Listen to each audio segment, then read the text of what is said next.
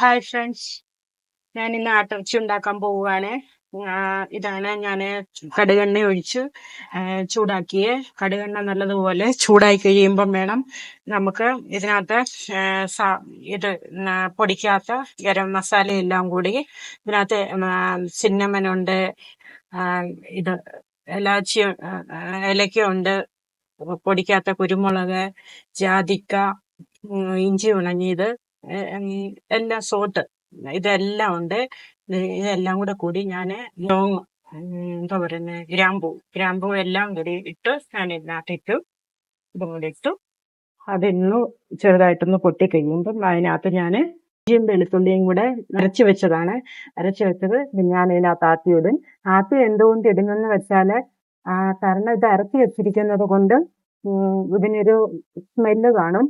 ആ സ്മെല്ല് പിന്നെ കറിക്കകത്ത് വരാതിരിക്കാൻ വേണ്ടിയിട്ടാണ് ഞാൻ ഇതിനകത്ത് എണ്ണയ്ക്കകത്ത് ആദ്യമേ ഇടുന്നത്.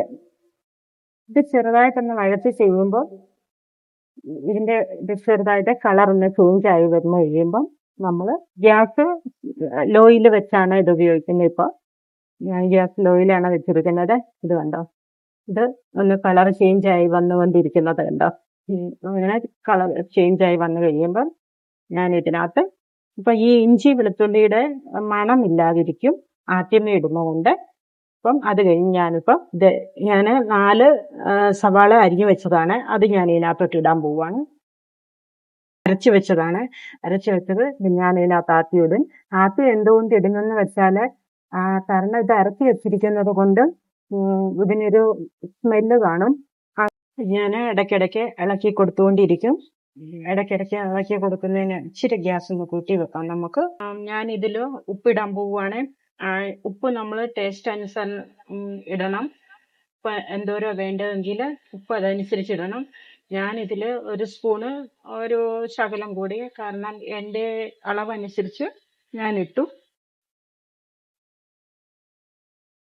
ഉപ്പിട്ട് കഴിഞ്ഞ് അത് നല്ലപോലെ സവാളയുടെ വെള്ളം ഇറങ്ങാൻ വേണ്ടിയിട്ടാണ് ഉപ്പ് നമ്മൾ ഇടുന്നത്. അത് കഴിയുമ്പം ഇതിൻ്റെ വെള്ളം നല്ലപോലെ ഇറങ്ങിയിട്ട് നല്ലപോലെ ബ്രൗൺ ആകാൻ തുടങ്ങും. സവാള ബ്രൗൺ ആകുമ്പോഴത്തേനും ഇതിൽ ഒരു തക്കാളിക്ക ഞാൻ അരച്ചു വെച്ചിട്ടുണ്ട്, അത് ഞാൻ ചേർക്കും. അത് ചേർക്കാൻ സമയമായില്ല.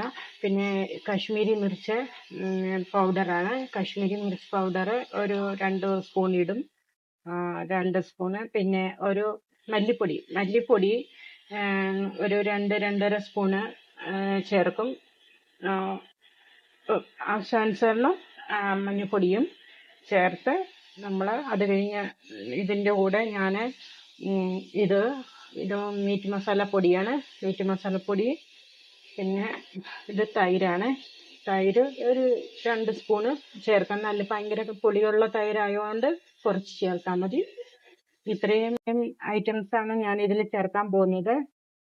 ഞാനിതിൽ മഞ്ഞൾപ്പൊടി ചേർക്കുകയാണ്. മഞ്ഞൾപ്പൊടി ഒത്തിരി ഒന്നും ചേർക്കുന്നില്ല, ഒരു 1/2 സ്പൂണ്. കാരണം മഞ്ഞൾപ്പൊടി കൂടുതൽ ഒരു ശകലം കൂടെ.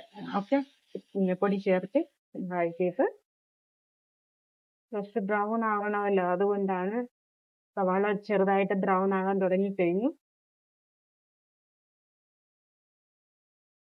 ഞാൻ ഗ്യാസ് കുറച്ച് ശകലം കൂട്ടി വെച്ചിരിക്കുമായിരുന്നു. അപ്പോൾ ഞാൻ കുറച്ച് ഗ്യാസ് കുറച്ചു. പിന്നെ മല്ലിപ്പൊടി ഇടുവാണ്. മല്ലിപ്പൊടി 1-2 1/2 സ്പൂണും കൂടെ. 1 സ്പൂൺ എന്ന് പറഞ്ഞാൽ ഇത്രയും കൂടെ, 2-2.5 സ്പൂൺ.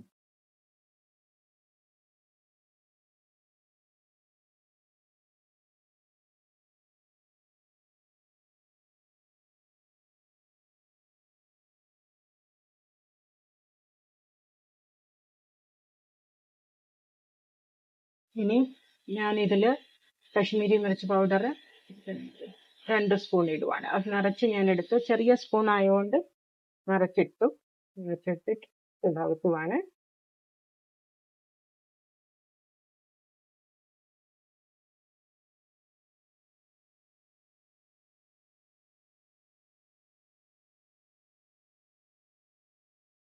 ഇതിൽ ഞാൻ മീറ്റ് മസാലപ്പൊടി ചേർക്കുകയാണ്.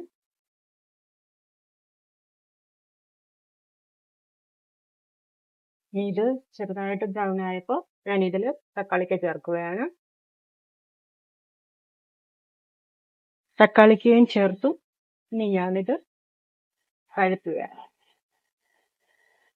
അപ്പോൾ നമ്മുടെ മസാല നല്ല ഒരു ബ്രൗൺ ആയിട്ട് എണ്ണ ഇറങ്ങാൻ തുടങ്ങിയപ്പോൾ നമ്മൾ ഇതിലേക്ക് മട്ടൻ ഇടുകയാണ്. ഇതൊരു 3/4 കിലോ മട്ടനാണ്. ഇത് ഞാൻ ഇതിൽ വഴറ്റണം. അപ്പോൾ ഗ്യാസ് ഇച്ചിരി കൂട്ടി വെച്ചിരിക്കുകയായിരുന്നു. അപ്പം ഞാൻ ഇതിലേക്ക് മട്ടൻ ഇടുകയാണ്.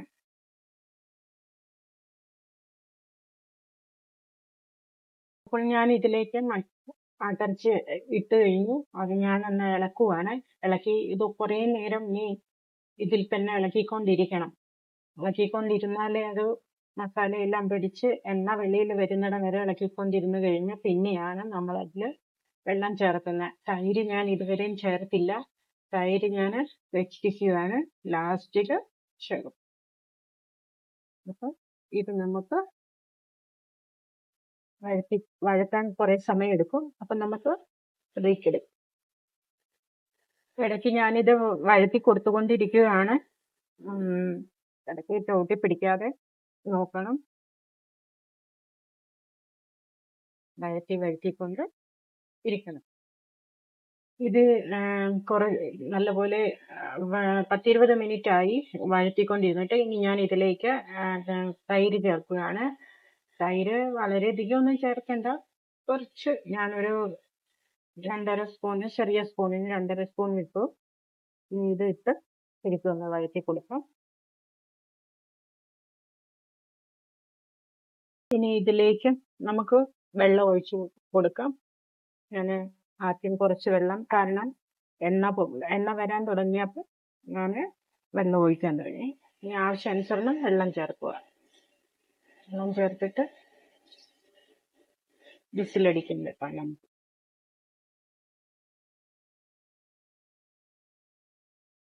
ഇത് ഞാൻ വിസിലടിക്കാൻ അടപ്പ് വെക്കാൻ തുടങ്ങുവാണ്. അടപ്പ് വെക്കുന്നതിന് മുന്നേ ഇതിൻ്റെ ഹോള് ഓപ്പൺ ആണോ എന്ന് ചെക്ക് ചെയ്യണം. ചെക്ക് ചെയ്തിട്ട് വേണം ഇത് ഒന്ന് വിസിലൊന്ന് നോക്കിയിട്ട് വേണം നമുക്ക് ഇതിൻ്റെ വിസിൽ ഊരിയിട്ട് നോക്കിയിട്ട് ഇത് വെക്കണം. ഇത് നമ്മളിത് ഒന്ന് തിളയ്ക്കാൻ വേണ്ടിയിട്ട് വെയിറ്റ് ചെയ്യുവാണ്. ഞാൻ ഒന്ന് തിളച്ച് കഴിഞ്ഞ് വെക്കുവാണെങ്കിൽ ഇത് നമ്മളുടെ ആട്ടിറച്ചി ഇത് 6 വിസിലടിക്കണം. 6 വിസിലടിക്കാൻ വേണ്ടിയിട്ട് നമുക്ക് സ്വയം വെള്ളം വെക്കുമ്പം ഓക്കെ. അപ്പം കുറച്ച് കഴിയുമ്പോൾ ഗ്രേവി ചാറ് നല്ലതുപോലെ വരും. അപ്പോൾ നമ്മളുടെ ഇത് കുക്കറിനകത്ത് തിളയ്ക്കാൻ തുടങ്ങി. അപ്പം ഞാൻ ഇതിൻ്റെ അടപ്പ് വയ്ക്കുവാണ്. അടപ്പ് വെച്ച് സ്ലോയിൽ 6 വിസിൽ വരുന്നിടം വരെ നമുക്ക് വെയിറ്റ് ചെയ്യാം. അപ്പോൾ നമുക്ക് ബ്രേക്ക് ഇടും. ഇത് നമ്മുടെ ആട്ടിറച്ചി ഇവിടെ റെഡി ആയിട്ടുണ്ട്. ഇതാണ്. ഓക്കെ.